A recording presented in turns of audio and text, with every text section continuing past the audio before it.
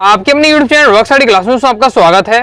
दोस्तों आज इस वीडियो में हम कक्षा 12वीं विषय हिंदी का सेट ए का पूर्व अभ्यास प्रश्न पत्र का सॉल्यूशन देखने वाले हैं। किस प्रकार से आपको इसका आदर्श उत्तर लिखना है यह मैं आपको बताऊंगा, इसलिए वीडियो को ध्यान से तक देखिएगा। ओके, और इसके आपको अच्छे से तैयारी कर लेना है क्योंकि इसमें आपके सिलेक्टेड क्वेश्चन है और आपको इसके माध्यम को सॉल्व करने से आपको पता चल जाएगा कि किस प्रकार से आपका क्या है फाइनल पेपर में आपको क्या है लिखना है। ओके, इसलिए आपको जरूर इसकी प्रैक्टिस करिएगा। चलिए इसका उत्तर हम देख लेते हैं। ये आपका सेट ए है। ओके, तो सबसे पहले हम देखेंगे दोस्तों सही विकल्प आपको चुनकर लिखना है। पहला क्वेश्चन है, फिराक गोरखपुरी के अनुसार घुटनों में लेकर माँ बच्चे को क्या करती है? तो इसका दोस्तों आपका राइट आंसर हो जाएगा कपड़े पहनाती है। तो कपड़े पहनाती है इसका ऊपर राइट आंसर हो जाएगा। चलिए दोस्तों सेकंड देख लेते हैं। सेकंड दोस्तों हमारा क्वेश्चन है, कौन सा रस हमारे मन में उत्साह का संचार करता है? तो आपको पता है कौन सा रस? वीर रस है जो हमारे मन में क्या है उत्साह या जोश उत्पन्न कर देता है। ओके, नेक्स्ट है, भक्तिन पाठ के रचनाकार है। जब मैं आपको बताया किस प्रकार से आपको क्या है हिंदी विषय की तैयारी करनी बोर्ड एग्जाम में, तो मैं आपको बता चुका हूं कि आपको प्रत्येक चैप्टर के लेखक जरूर तैयार कर लीजिएगा। अक्सर 2 से 3 क्वेश्चन बनते होंगे आ चुका है, जैसे कि तो भक्तिन पाठ की रचना कौन कौन है? इसका राइट आंसर हो जाए आपका महादेवी वर्मा जी। ओके, नेक्स्ट है आपका अपने मरे बिना स्वर्ग नहीं दिखता का अर्थ है? तो इसका राइट आंसर हो जाए आपका स्वयं प्रयत्न करने पर ही काम बनता है। ओके, स्वयं जब प्रयत्न करेंगे तभी काम बनता है, ये होता है अपने बिना स्वर्ग नहीं मिलता। ओके, नेक्स्ट है, मराठी भाषा में लिखी जूझ कहानी का हिंदी अनुवाद किसने किया? तो इसका राइट आंसर हो जाए आपका केशव प्रथम बीन ने। ओके, नेक्स्ट है, रेडियो नाटक में निम्न में से क्या अनिवार्य है? ओके, तो इसका राइट आंसर होगा संवाद, क्योंकि अभिनय और अभिनय क्या होता है मतलब अभिनय मतलब नाटक, तो नाटक तो रेडियो में हम देख ही नहीं पाते हैं, ना दृश्य मतलब देख भी नहीं पाते हैं। ओके, तो इसमें संवाद सबसे ज्यादा प्रमुख होता है, तो संवाद राइट आंसर हो जाएगा। आगे देख लेते हैं। अब दोस्तों हम देखेंगे रिक्त स्थानों की पूर्ति कीजिए। पहला है, लीपा हुआ चौका अभी डैश पड़ा हुआ, तो अभी क्या है गीला पड़ा हुआ। ओके, नेक्स्ट है, जिन छंदों में वर्णों की गणना की जाती है उन्हें हम क्या कहते हैं वर्णिक छंद कहते हैं। ओके, नाम ही से पता है वर्णों की गणना, अगर क्या है वर्णों की गणना की जा रही है तो वर्णिक छंद, मात्रों की गणना की जाए तो मात्रिक छंद। ओके, तो इसमें अभी वर्णों की पूछे जा रहा है तो वर्णिक छंद आपका राइट आंसर हो जाएगा। नेक्स्ट है, पहलवान की ढोलक पाठ की विधा है, तो कौन सी विधा है? तो कहानी, इसका आपका राइट आंसर हो जाएगा। क्वेश्चन है, हालदार साहब अब भी नहीं समझ पाए, बाक में भी शब्द है, तो ये आपका हो जाएगा निपात शब्द। ओके, निपात शब्द की परिभाषा आती है 2 नंबर में, तो निपात शब्द किन्हें कहते हैं? ओके, ऐसे शब्द जिनका हम क्या है वाक्यों में क्या है जो अधिक जोर देने के लिए उपयोग करते हैं, जैसे भी का प्रयोग करते हैं, ही का प्रयोग करते हैं। ओके, हालदार साहब अब भी नहीं समझ पाए, तो जोर दिया गया है, तो भी इसमें है जो आपका निपात शब्द हो जाएगा। ओके, तो आपको क्या है देखिए आपका बोर्ड एग्जाम में एज ए टेस्ट तो यही क्वेश्चन आपके नहीं आएंगे दोस्तों। इसमें जितने भी आपके क्वेश्चन आ रहे हैं उनसे आपको संबंधित सभी अच्छे से आपको टॉपिक तैयार करते जाना। ओके, नेक्स्ट है आपका, लेखक आनंद यादव की मां धूप में डैश थाप रही थी, तो कंडे इसका राइट आंसर हो जाएगा। नेक्स्ट है, मुद्रण की शुरुआत डैश में हुई, तो चीन इसका आपका राइट आंसर हो जाएगा। चीन आपका इसमें राइट आंसर हो जाएगा। ओके, नेक्स्ट देख लेते हैं। नेक्स्ट है, निम्नलिखित कथनों का सत्य सत्य आपको करना है। चलिए सत्य सत्य हम देख लेते हैं। ओके, कंप्लीट में आपको सॉल्यूशन इस वीडियो में बताने वाला हूं, पूरा प्रश्न क्रमांक 1 से प्रश्न क्रमांक 30 तक देखेंगे और समझेंगे। ओके, तो ध्यान से देखिएगा। चलिए देख लेते हैं अपन। तो अपने सत्य सत्य में पहला है, मधुशाला बच्चन की प्रसिद्ध कृति है, तो ये आपका क्या हो जाएगा? ये आपका सत्य हो जाएगा। ओके, फिर नेक्स्ट है, संधि अलंकार के प्रयोग में अंत तक संशय बना रहता है, तो ये भी आपका सत्य हो जाएगा। ओके, चलिए आगे देख लेते हैं। नेक्स्ट है दोस्तों हमारा, लुट्टन बचपन में गाय चराता था, तो ये भी आपका सत्य हो जाएगा। नेक्स्ट है, काला अक्षर भैंस बराबर अर्थ साक्षर होता है, तो ये आपका असत्य हो जाएगा। ओके, क्योंकि इसका मतलब क्या होता है अनपढ़ होना या असाक्षर होना, लेकिन साक्षर कहा जा रहा है, तो ये आपका सत्य हो जाएगा। ओके, फिर नेक्स्ट है, जूझ कहानी गोदान उपन्यास कांड से, तो ये भी आपका क्या है असत्य हो जाएगा। ओके, जूझ कहानी आपकी गोदान से नहीं है, तो ये आपका सत्य हो जाएगा। नेक्स्ट है, कहानी का नाट्य रूपांतर असंभव है, तो ये भी आपका सत्य हो जाएगा, क्योंकि क्या संभव है। ओके, ये आपका हो जाता है कंप्लीट। ओके, चलिए आगे देख लेते हैं। हम देख लेते हैं सही जोड़ियां, तो इसमें श्रृंगार काल को मिला देना है आपको किससे? रीति काल से। ओके, इसमें आपका है रीति काल, ये आपका पहला हो जाता है। फिर नेक्स्ट बादल राग, तो बादल राग किसने लिखी? तो ये लिखी निराला जी ने। ओके, तो निराला इसका आपका राइट आंसर हो जाएगा। फिर नेक्स्ट है, वर्ण के बोलने में लगा समय कहलाता है आपका मात्रा, तो ये मात्रा हो जाएगा। नेक्स्ट है, नेहर, नेहर मतलब होता है मायका, तो ये मायका हो जाएगा। नेक्स्ट है, भाव विस्तार, ये मतलब भाव पल्लवन भी कहलाता है। ओके, भाव विस्तार को क्या कहते हैं? भाव पल्लवनी कहते हैं, तो ये 5वां हो जाएगा। नेक्स्ट है, सबसे ऊंचा चबूतरा है बड़ा बौद्ध स्तूप। ओके, तो 6वां ये हो जाएगा। नेक्स्ट है, कहानी का केंद्रीय बिंदु होता है, कौन होता है कहानी का केंद्रीय बिंदु? कथानक होता है, तो कथानक इसका राइट आंसर हो जाएगा। कंप्लीट हो जाता है। आगे देख लेते हैं। अब दोस्तों हम देखेंगे क्या एक वाक्य या एक शब्द उत्तर देना। पहला है, दूरदर्शन वाले कैमरे के सामने बैठे अपाहिज से बार बार क्यों प्रश्न पूछते हैं? ओके, चलिए इसे देख लेते हैं इसका सॉल्यूशन। तो इसका दोस्तों आपको आंसर किस प्रकार से लिखना है कि आपको क्वेश्चन दिया हुआ है कि क्यों पूछते हैं कि दूरदर्शन वाले अपने कार्यक्रम को रोचक बनाने के लिए, जिसे अपन कहते हैं टीआरपी। ओके, रोचक बनाने के लिए अपाहिज व्यक्ति के सामने ऐसी परिस्थितियां उत्पन्न कर देते हैं कि अपाहिज व्यक्ति रो रो कर तथा भावुक हो होकर अपाहिज होने के दुखों को ना चाहते हुए भी बताने को विवश हो जाए। ओके, मेन आंसर आप कहें तो इसका आपको केवल आंसर लिखना है, दूरदर्शन वाले अपने कार्यक्रम को रोचक बनाने के लिए क्या है, रोचक बनाने के लिए क्या है, अपाहिज से क्या है, बार बार प्रश्न पूछते हैं, आप लिख सकते हैं। ओके, नेक्स्ट है विस्तृत कलेवर वाले काव्य को क्या कहते हैं, तो क्या कहते हैं, महाकाव्य। इसका आपका राइट आंसर हो जाएगा महाकाव्य। ओके, नेक्स्ट है शेर के बच्चे का असल नाम क्या था, तो चांद सिंह। इसका आपका राइट आंसर हो जाएगा, लुट्टन वाला चैप्टर है उससे आपका लिया गया है क्वेश्चन, तो ये चांद सिंह हो जाएगा। अनासक्त का क्या अर्थ है, इसका राइट आंसर हो जाएगा दोस्तों आपका क्या हो जाएगा, विषय, विषय भोग से ऊपर उठा हुआ। ओके, भोग से ऊपर उठा हुआ। आगे देख लेते, आगे दोस्तों हमारा नेक्स्ट क्वेश्चन है तकनीकी शब्द अंग्रेजी के किस शब्द से हिंदी पर्याय है, तो ये आपका राइट आंसर हो जाएगा, इसका आपका हो जाएगा टेक्निकल। ओके, टेक्निकल इसका आपका राइट आंसर हो जाएगा। आगे देख लेते हैं, आगे नेक्स्ट है रोजी रोटी की तलाश में आए यशोधर पंत को किसने शरण दी, तो किसंदा। इसका आपका राइट आंसर हो जाएगा, क्या राइट आंसर होगा, किसंदा। आगे है डेडलाइन किसे कहते हैं, तो समय सीमा को क्या हम डेडलाइन कहते हैं। ओके, सॉल्यूशन आप देख सकते हैं, इस प्रकार से आपको लिख सकते हैं कि डेडलाइन का अर्थ होता है किसी रिपोर्ट को या कार्य को करने की अंतिम समय सीमा। ओके, कंप्लीट हो जाता है। चलिए हम देख लेते हैं प्रश्न छठवीं का उत्तर। ओके, प्रश्न छठवां हमारा कवि हरिवंश राय बच्चन को यह वास्तविक संसार क्यों अच्छा नहीं लगता है, तो इसका दोस्तों आपको आंसर लिखना है, कवि को संसार इसलिए अच्छा नहीं लगता है या वास्तविक संसार इसलिए अच्छा नहीं लगता है क्योंकि उसके अनुसार या उनकी दृष्टि में के अनुसार संसार क्या है, अधूरा है। अधूरा क्यों है, क्योंकि उसमें क्या है, प्रेम नहीं है, यह बनावटी व झूठ है। वो किस प्रकार से आप लिख सकते हैं। नेक्स्ट देख लेते, नेक्स्ट दोस्तों हमारा क्वेश्चन है दिशाओं को मृदंग की तरह बजाने से क्या तात्पर्य है, तो इसका दोस्तों आपको आंसर किस प्रकार से लिखना है, आप देख लीजिए।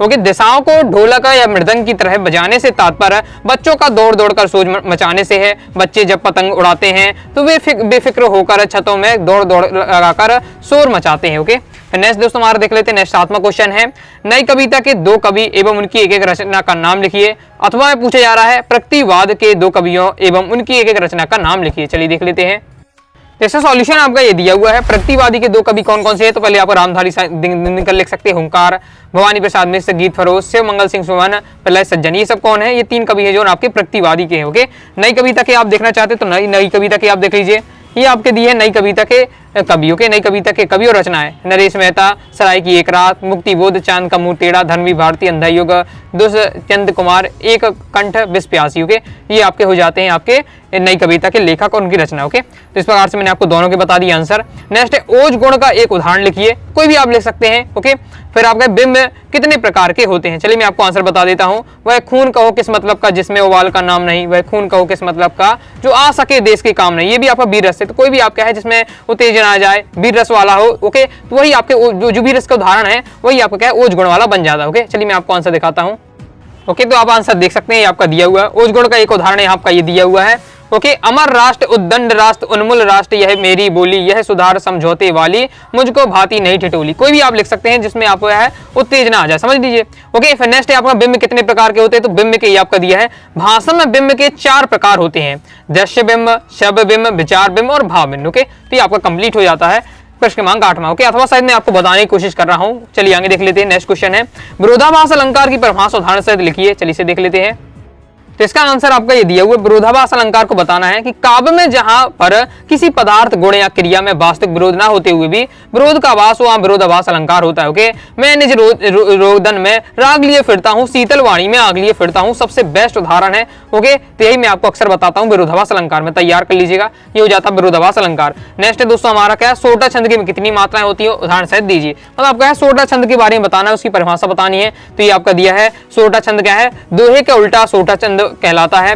इसके सम चरणों में मतलब दूसरे और चौथे चरणों में 13-13 मात्राएं होती है, तथा विषम चरणों मतलब पहले और तीसरे में 11-11 मात्राएं होती है। और यह दोहे के बिल्कुल विपरीत, इसके सम ये वही आपका दिया कि यह दोहे का विपरीत होता है। ओके, तो ये आपका हो जाता है सोटा छंद। ओके, सोटा छंद का भी क्या है, एक उदाहरण भी आप अच्छे से तैयार कर लीजिएगा, उदाहरण भी इसमें आपका पूछा जा रहा है। ओके, तो उदाहरण आप लिख लीजिएगा। नेक्स्ट देख ले, नेक्स्ट दोस्तों हमारा क्वेश्चन है निबंध कैसे कहते हैं, 2 निबंधकार के आपको नाम बताने हैं। ओके, निबंधों के नाम भी लिखने हैं। नेक्स्ट अथवा पूछा जा रहा है गद्य की विधाओं के प्रमुख एवं गौण विधाओं की आपको क्या है वर्गीकरण करना है, मतलब उनके नाम लिखना है। चलिए हम देख लेते हैं, तो ये दोस्तों आपकी दी है पहले निबंध की परिभाषा। ओके, बाबू गुलाब राय के अनुसार निबंध की परिभाषा बहुत फेमस है, इसे आपको तैयार करना है। ये आपकी दी हुई है निबंध की परिभाषा। ओके, तो निबंध की परिभाषा का स्क्रीनशॉट आप ले लीजिए, तो इसे तैयार कर लेना निबंध की परिभाषा। ओके, और आपको क्या है, दो निबंधकार तैयार करना है, उनके निबंध तैयार कर लीजिएगा उसे अपनी तरफ से। ओके, फिर आपको नेक्स्ट क्वेश्चन क्या पूछा जा रहा है कि गद्य की विधाओं की प्रमुख और गौण विधाएं आपको बतानी। ओके, तो ये आपके दिया हुआ है। तो देखो, गद्य की जो प्रमुख विधाएं होती है वो कौन सी? कहानी, उपन्यास, नाटक, निबंध, ये क्या है गद्य की प्रमुख विधाएं। ओके, गौण विधाएं होती है गद्य की जीवनी, आत्मकथा, रेखा चित्र, रिपोर्ट आर्च। ओके, तो ये आपको आंसर लिखना है, क्योंकि वर्गीकरण करना है, मतलब वर्गीकृत मतलब प्रमुख विधाएं बताएं गद्य की और गौण विधाएं बताएं गद्य की। ओके, तो ये आपका दिया हुआ इस प्रकार से कंप्लीट हो जाता है। चलिए आगे देख लेते हैं। 11वां दोस्तों हमारा क्वेश्चन है, जैनेन्द्र कुमार के अनुसार, लेखक जैनेन्द्र कुमार के अनुसार बाजार रूपक से क्या तात्पर्य है? चलिए इसे देख लेते हैं। तो इसका सॉल्यूशन आपका ये दिया हुआ है, तो स्क्रीनशॉट आप ले सकते हैं।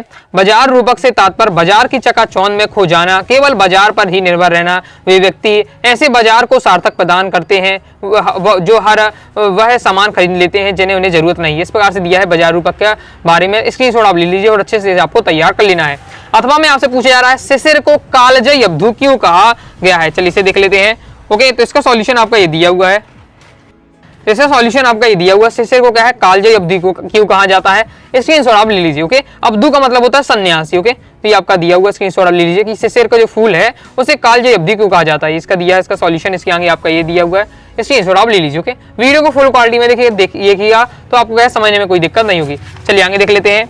आगे दोस्तों हमारा नेक्स्ट क्वेश्चन आ जाता है 12वां, अर्थ के आधार पर वाक्य के प्रकार लिखिए। अथवा में पूछा जा रहा है राजभाषा किसे कहते हैं? किन्हीं दो राज्य की भाषा लिखिए। चलिए इसे देख लेते हैं। तो इसका सॉल्यूशन आपका ये दिया हुआ है, अर्थ के आधार पर आपको वाक्य भेद बताने, तो 4 होते हैं। ओके, कौन कौन से? ये आपके नाम दिए, नाम आपको लिखना पड़ेगा। ओके, नाम आपके ये दिए हुए हैं, विधानवाचक, प्रश्नवाचक, आज्ञावाचक, संदेहवाचक, निषेधवाचक, वाक्य विस्मयादि, इच्छावाचक, संकेतवाचक। इस प्रकार से 8 दिए हुए हैं अर्थ के आधार पर वाक्य प्रकार। स्क्रीनशॉट ले लीजिए। ओके, चलिए अथवा देख लेते हैं। अथवा में हमसे क्या पूछा जा रहा है, राजभाषा किसे कहते हैं? ओके, और 2 राज्य की आपको क्या है राजभाषा बतानी है। इसका सॉल्यूशन आपका ये दिया हुआ है, स्क्रीनशॉट ले लीजिए। तो ये आपका दिया है राजभाषा किसे कहते हैं, स्क्रीनशॉट ले लीजिए। 2 आपको राज्य की, उत्तर प्रदेश की हिंदी, पश्चिम बंगाल की बंगाली, केरल की है मलयालम, ये आपकी दी है। स्क्रीनशॉट आप ले लीजिए। ओके, ये आपकी राजभाषा और 2 राज्य और उनकी राजभाषा के नाम दिए हुए हैं। ओके, कंप्लीट हुआ था। चलिए आगे देख लेते हैं। आगे दोस्तों हमारा नेक्स्ट क्वेश्चन है, निम्नलिखित वाक्यों को निर्देशानुसार परिवर्तित कर आपको लिखना है। ओके, इसके पहला है अपना, इस भागवान स्त्री है, विधिवाचक विधि सूचक आपको वाक्य बनाना है। शिक्षक के कक्षा में आते ही छात्र खड़े हो गए, संयुक्त वाक्य बनाना इजी है। कमेंट बॉक्स में आपको ये बताइएगा। ओके, ये आप स्वयं सॉल्व कर सकते हैं। नेक्स्ट है, लोकोक्ति किसे कहते हैं? उदाहरण सहित लिखिए। चलिए मैं आपको सॉल्यूशन बता देता हूँ। तो इसका सॉल्यूशन आपका ये दिया हुआ है, लोकोक्ति किसे कहते हैं? ओके, तो लोकोक्ति मतलब लोक प्लस उक्ति, ये आपका दिया है, 2 शब्दों से मिलकर बना है, जिसका अर्थ है लोक का कथन। यह वाक्यांश नहीं होता है, पूर्ण वाक्य है। लोकोक्ति को क्या है, कहावत भी कहते हैं। ये लोकोक्ति परिभाषा हो जाती है। एग्जाम्पल देना चाहते तो ये आपका दिया है, अंधेरी नगरी चौपट राजा। ओके, तो ये आपके क्या है लोकोक्ति का एग्जाम्पल हो जाता है। ओके, नेक्स्ट देख लेते हैं। नेक्स्ट दोस्तों हमारा 14वां क्वेश्चन बितान पुस्तक से लिया गया है, यशोधर बाबू के चरित्र की कोई 2 विशेषताएं लिखिए। चलिए इसे देख लेते हैं। तो ये आपकी दी हुई है यशोधर बाबू की चरित्र की विशेषताएं। ओके, तो आपको 2 पॉइंट तैयार करना है। जैसे पहला है यशोधर बाबू का बालपन, दूसरा है कुमाऊं संस्कृति के पोषक, तीसरा है किसनदा के पट्टे से, चौथा है परंपरावादी। ओके, 5वां है आपका द्वंद्वग्रस्त व्यक्तित्व। ओके, तो ये 5 आपको क्या है विशेषताएं दी हुई हैं किसी किसनदा की। ओके, तो इसमें आपको क्या है कोई भी 2 अच्छे से आप तैयार कर सकते हैं। ये आपके दी है, स्क्रीनशॉट आप ले सकते हैं। ओके, 5 विशेषता में कोई भी आप 2 विशेषताएं तैयार कर लीजिएगा। नेक्स्ट देख लेते हैं। नेक्स्ट दोस्तों हमारा है, जूझ कहानी के आधार पर आपको कौन कौन से जीवन मूल्य ग्रहण करने की प्रेरणा मिलती है, लिखिए। ओके, चलिए इसे देख लेते हैं। ओके, तो इसका सॉल्यूशन आपका ये दिया हुआ है, स्क्रीनशॉट आप ले सकते हैं कि जूझ कहानी के आधार पर आपको कौन कौन से जीवन मूल्य ग्रहण करने की प्रेरणा मिलती है। सॉल्यूशन आपका ये दिया हुआ है, स्क्रीनशॉट इसका क्या है फास्ट ही आप ले लीजिए। इस प्रकार से आपको क्या अच्छे से तैयार कर लेना है। ओके, ये कंप्लीट हुआ था। चलिए आगे देख लेते हैं। आगे दोस्तों हमारा नेक्स्ट क्वेश्चन है, कहानी लेखन के 2 उद्देश्य लिखिए। तो इसे आप देख लीजिएगा। ओके, नेक्स्ट में आपको अथवा वाला बता देता हूँ कि प्रिंट माध्यम की प्रमुख विशेषताएं लिखिए। तो इसका सॉल्यूशन आपका ये दिया हुआ, प्रिंट माध्यम की आपको प्रमुख विशेषताएं बतानी है। तो ये आपकी दी है प्रिंट माध्यम की प्रमुख विशेषताएं। ओके, तो स्क्रीनशॉट आप ले लीजिए। ये आपकी दी है प्रिंट माध्यम की विशेषताएं। ओके, स्क्रीनशॉट आप ले सकते हैं। ये आपके दिए मुद्रित माध्यम के तहत अखबार, पत्रिकाएं, पुस्तकें आदि हैं। मुद्रित माध्यमों की सबसे बड़ी विशेषता की यह शक्ति यह है कि छपे हुए शब्दों की स्थायित्व होता है। ओके, और उसे आराम से क्या है धीरे धीरे पढ़ सकते हैं, पढ़ते हुए भी क्या है सोच भी सकते हैं। ओके, ये आपका दिया है प्रिंट माध्यम की विशेषताएं। आगे देख लेते हैं। अब आपका आ जाता है कौन, कवि परिचय और लेखक परिचय आपका आ जाता है। ओके, प्रश्न क्रमांक 16 और 17 में। ओके, तो आपका है रघुवीर सहाय हरिवंश राय बच्चन जी का आपको क्या बताना है, कवि परिचय लिखना है, मतलब 2 रचनाएं, भाव पक्ष कला पक्ष है। फिर प्रश्न अंक 17 में आपको हजारी प्रसाद द्विवेदी जी का धर्मवीर भारती का आपसे क्या पूछा गया है, लेखक परिचय पूछा गया, मतलब 2 रचनाएं भाषा शैली साहित्य में स्थानों के। तो इनका ये मैं आपको क्या स्पेशल वीडियो आ चुकी है रघुवीर सहाय जी का, हरिवंश राय बच्चन जी का, हजारी प्रसाद द्विवेदी जी का, क्योंकि धर्मवीर भारती का नहीं बताया मैंने, ज्यादा इंपॉर्टेंट नहीं, लेकिन ये इंपॉर्टेंट थे तो मैंने उनकी वीडियो स्पेशल डाल दी है। तो मैं आपको क्या इस वीडियो के डिस्क्रिप्शन में मैं आपको उनकी लिंक दे दूंगा इन वीडियो की, तो वहां से जाकर आप पूरा पढ़ लीजिएगा, समझ लीजिएगा, ओके, और अच्छे से तैयार कर लीजिएगा। तो हरिवंश राय बच्चन जी का, रघुवीर सहाय जी का, हजारी प्रसाद बहुत ज्यादा इंपॉर्टेंट है आपका, ओके। ये आपके लेखक परिचय में, ये आपके कवि परिचय में और ये आपके लेखक परिचय में इंपॉर्टेंट है, तैयार कर लीजिएगा। डिस्क्रिप्शन में आपको उनका कंप्लीट सॉल्यूशन दूंगा अपनी भाषा में जो मैंने बनाया, ओके। नेक्स्ट देख लेते हैं, सार संक्षेपण की प्रमुख विशेषताएं लिखिए। चलिए मैं आपको बताता हूं सॉल्यूशन। ये आपके दी है सार संक्षेपण की विशेषताएं, ओके। देखिए मैं आपको कहां सॉल्यूशन ला रहा हूं, काफी मेहनत आपके लिए कर रहा हूं, इसलिए वीडियो को लाइक करके चैनल सब्सक्राइब जरूर करिएगा, ओके। और ये चलिए देख लेते हैं सार संक्षेपण की विशेषताएं, ओके, या गुण। तो ये आपका दिए हैं, कई सारी दी है, इसमें 5 से 6 दी हुई है, तैयार कर लीजिएगा। कोई भी आप दोस्त आपको 3 से 4 तैयार कर, 3 नंबर क्वेश्चन है, 3 से 4 तैयार कर लीजिएगा। पूर्णता है आपका, फिर संक्षिप्तता, स्पष्टता, शुद्धता, भाषा की सरलता, प्रवाह और क्रमबद्धता, ये सब आपकी क्या है, संक्षेपण की विशेषताएं हैं। जब भी आप संक्षेपण करें तो ये सब आपके संक्षेपण में होना चाहिए, ओके। तो यह शुद्धता होनी चाहिए, स्पष्टता होनी चाहिए, पूर्णता होना चाहिए, भाषा का सरल होना चाहिए। इस प्रकार से आप स्क्रीनशॉट ले लीजिए, तैयार कर लीजिएगा संक्षेपण की विशेषताएं, स्क्रीनशॉट आप ले लीजिए, ओके। कंप्लीट हो जाता है। चलिए आगे देख लेते हैं, ओके। तो आगे दोस्तों आपका है संगीत कक्षा में प्रवेश हेतु एक विज्ञापन बनाकर लिखिए, तो इसे भी आप देख लीजिएगा, ओके। चलिए अब हम देख लेते हैं प्रश्न क्रमांक 19वां, जिसमें आपको क्या है, गद्यांश या काव्यांश को पढ़कर उत्तर देना है। पहला आपका प्रकृति और मनुष्य संबंध वाला बताया गया है, ओके, जिसमें बताया जा रहा है कि किस प्रकार का है मनुष्य क्या है प्रकृति में हस्तक्षेप कर अपने विज्ञान लगाकर, ओके, वैज्ञानिक प्रयोग कर क्या है प्रकृति को धीरे धीरे नष्ट करता जा रहा है और प्रकृति पर विजय प्राप्त करने की कोशिश कर रहा है, ओके। ये सब आपको बताएगा, आप पढ़िए, समझिएगा, ओके। मैं आपको थोड़ा सा सॉल्यूशन बता देता हूँ। उपयुक्त गद्यांश का शीर्षक लिखिए, ओके। तो इसका आप लिख सकते हैं शीर्षक प्रकृति और मनुष्य का संबंध, ओके। प्रकृति और मनुष्य के संबंध के बारे में बताया गया है, तो आप ये लिख सकते हैं, ओके। ये आपका पहली लाइन में दिया हुआ है, तो आप सेट कर सकते हो, ओके। नेक्स्ट है आपका मनुष्य क्या ठीक नहीं समझ सका है, ओके। तो यहीं से आप उत्तर निकालना सीखिए, मनुष्य क्या ठीक नहीं समझ पाया है। तो जब भी आपको आंसर निकालना हो कैसे देखना है, ठीक नहीं समझ पाया, देखिए कहां लिखा हुआ ठीक नहीं समझ पाया, ये लिखा हुआ है ठीक नहीं समझ पाया, ओके। तो आपका इसका आंसर क्या हो जाएगा कि यह इतिहास मनुष्य की विजय और प्रकृति का इतिहास, यहां से आपको लिखना है कि यह इतिहास मनुष्य की विजय और प्रकृति का इतिहास है या उसकी पराजय या दुर्गति का, इसे वह स्वयं भी ठीक नहीं समझ सका है। ये आपका आंसर हो जाएगा दूसरे का, ओके। नेक्स्ट है विकास के क्रम में मनुष्य ने क्या और किस पर आरोपित कर रखा है। तो इसका राइट आंसर किस प्रकार से आपको लिखना है, देखिए आपको किस प्रकार से लिखना है, तो आपको सबसे लिखना है कि अपने विकास के क्रम में मनुष्य ने शीघ्र ही प्रकृति पर इच्छा आरोपित कर दी, ओके। किस पर आरोपित की है, तो प्रकृति पर इच्छा आरोपित कर दी है, यहां तक आपको लिखना है पहले, ओके। फिर इसके बाद आपको दोस्तों लिखना है, ओके, उसकी चेष्टा यही रही कि ज्ञान विज्ञान अपनी सामूहिक उद्यमशीलता के बल पर प्रकृति को पूर्णतः अपने बस में कर ले, ओके। तो ये आपका तीसरे का आंसर हो जाएगा। पहले एक लाइन ये लिख दी है, फिर एक लाइन आपकी यहाँ लिखनी है, ओके। इस प्रकार से आपको तैयार हो जाता है, ओके। इसी से मैंने आपको सॉल्व करके बताया, ओके, क्योंकि मैं आपको डायरेक्ट आंसर बता सकता है, लेकिन किस प्रकार से आपको सॉल्व करना है वो आपको देखना है, ओके। वही आपको सीखने के लिए क्या है, ये प्रैक्टिस पेपर आपको दिए गए, ओके। नेक्स्ट आपको ये दिया हुआ है, यद्यपि सदा परमार्थ में स्वार्थ थे, हम मानते थे, पर कर्म में फल कामना करना न हम जानते थे, ओके।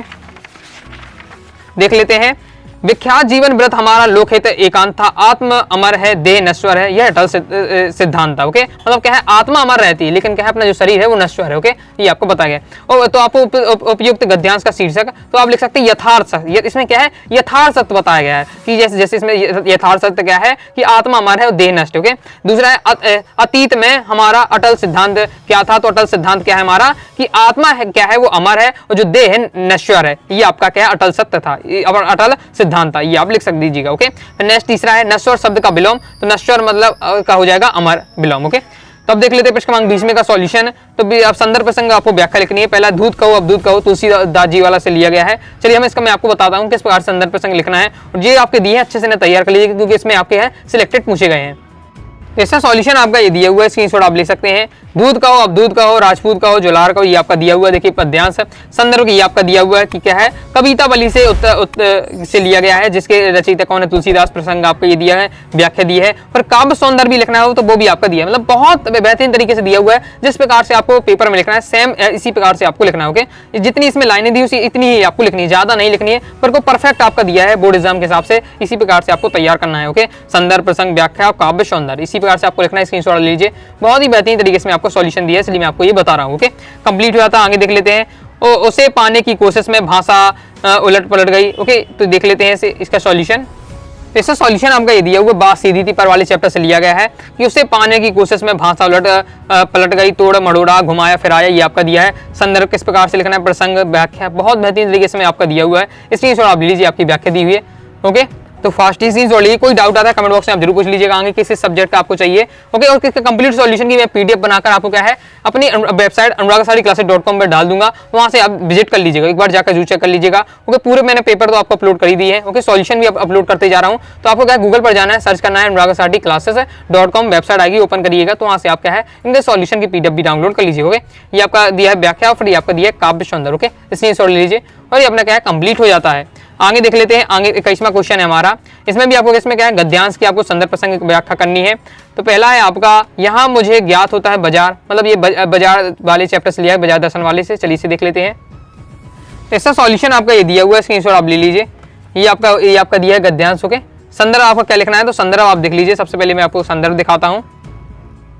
संदर्भ में आपको सबसे पहले लिख दें कि प्रस्तुत गद्यांश हमारी पाठ्य पुस्तक आरोह के निबंध बाजार दर्शन से अवतरित है, जिसके लेखक कौन है, जयनंद कुमार है। तो ये आपका हो जाता है संदर्भ। इसके बाद आप देख लेते प्रसंग और व्याख्या। ओके, तो ये आपका दिया है प्रसंग और व्याख्या, इसकी स्क्रीनशॉट ले लीजिए। ये आपका प्रसंग व्याख्या और विशेष इस प्रकार से आपको लिखना है, स्क्रीनशॉट आप क्या है फास्ट आप लीजिए।